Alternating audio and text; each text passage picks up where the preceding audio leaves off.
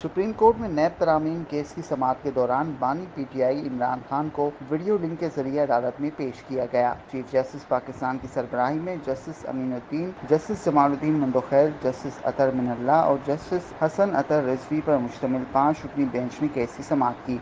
बानी पीटीआई इमरान खान को अडियाला जेल से बजरिया वीडियो लिंक सुप्रीम कोर्ट में पेश किया गया। इस दौरान इमरान खान ने हल्की नीले रंग की शर्ट पहन रखी थी। इमरान खान की कोर्ट रूम से तस्वीर लीक होने के बाद सुप्रीम कोर्ट इंतजामिया ने तस्वीर सोशल मीडिया पर वायरल होने की तहकीकात शुरू कर दी है। ज़राए के मुताबिक सुप्रीम कोर्ट इंतजामिया ने तस्वीर वायरल होने पर तहकीकात शुरू कर दी है और सीसीटीवी कैमरे की मदद से तस्वीर वायरल करने वाले की निशानदेही करने की हिदायत की गई है। ज़राए का कहना है कि तस्वीर कोर्ट रूम रूल्स के खिलाफ वर्जी करते हुए ली गई और पुलिस तस्वीर को वायरल करने वाले के खिलाफ एक्शन लेगी। ज़राए ने बताया कि तस्वीर वायरल होने के बाद अदालत में बानी पीटीआई की वीडियो का साइज कम कर दिया गया है।